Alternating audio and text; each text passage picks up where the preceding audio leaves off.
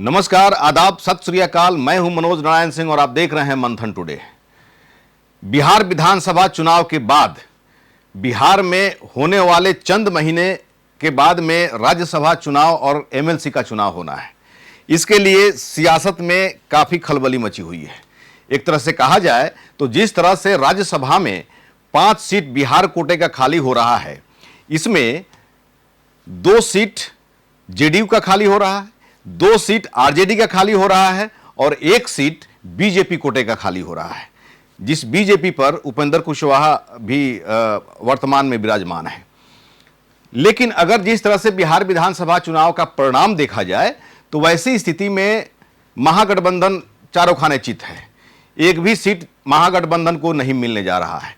मतलब कि आरजेडी के कोटे का जो 2 ठो राज्यसभा के सदस्य हैं, उसमें 1 सीट पर भी इज्जत बचा पाना मुश्किल है। मात्र 35 विधायक हैं, 41 वोट की जरूरत पड़ेगी। वैसे में 1 सीट पर पेच फंस रहा है। अगर देखा जाए तो 202 एनडीए के पास विधायक है और 35 विधायक महागठबंधन के पास है। अगर 5 सीट पर अगर एनडीए अपना कैंडिडेट उतारती है, वैसी स्थिति में लास्ट 1 सीट पर पेच फंस जाएगा। चूंकि 5 सीट के लिए एनडीए को 205 वोट चाहिए, लेकिन 202 वोट है, 3 वोट कम हो रहा है एनडीए में। अगर महागठबंधन में आरजेडी अगर अपनी इज्जत बचाना चाहेगी, वैसे स्थिति में अगर 1 सीट पर भी अगर कैंडिडेट अपना उतारती है आरजेडी, तो उसको 6 वोट की जरूरत है। तो यहां पर किंग मेकर ओवैसी बताए जा रहे हैं। और वैसी स्थिति में ओवैसी के पास में जब 5 वोट है तो जाहिर सी बात है कि जिधर बैठेंगे पलड़ा भारी हो जाएगा। लेकिन चर्चा हो रही है कि राज्यसभा में अगर ओवैसी वोट देंगे तो वो बार्गेनिंग करने जा रहे हैं। और बार्गेनिंग किस में करेंगे? एमएलसी के चुनाव में। जो राज्यसभा चुनाव के महज कुछ दिनों के बाद में एमएलसी का चुनाव होना है, तो एमएलसी के चुनाव के लिए ओवैसी बार्गेनिंग करने वाले हैं। और यह भी चर्चा है कि चूंकि विधानसभा में एआईएमआईएम की मौजूदगी है, लेकिन एमएलसी माने विधान परिषद में एमएलसी कोई नहीं है। वैसी स्थिति में विधान परिषद में ओवैसी अपनी उपस्थिति दर्ज कराना चाह रहे हैं।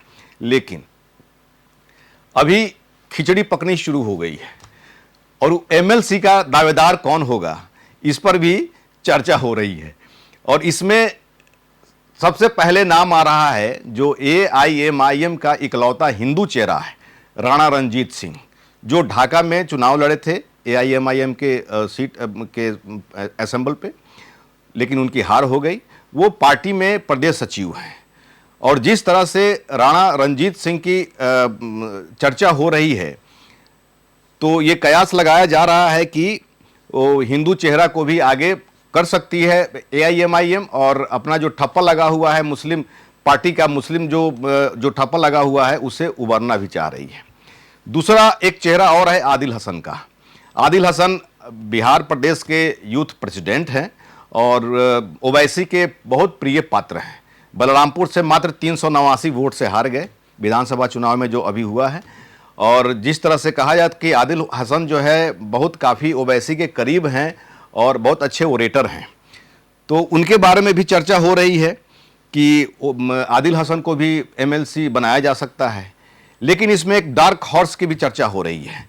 वो है इंजीनियर आफ्ताब, पार्टी के प्रदेश महासचिव हैं, एआईएमआईएम के रणनीतिकार हैं और बिहार में सुलझे हुए राजनीति जो राजनीति का जो सलाह दिया जाता है, राजनीतिक सलाहकार हैं एआईएमआईएम के। तो ये जो आफ्ताब हैं, इंजीनियर आफ्ताब हैं, इनकी भी चर्चा हो रही है। मौजूदा समय में अभी जो चर्चा हो रही है उसमें 3 आदमी रेस में है।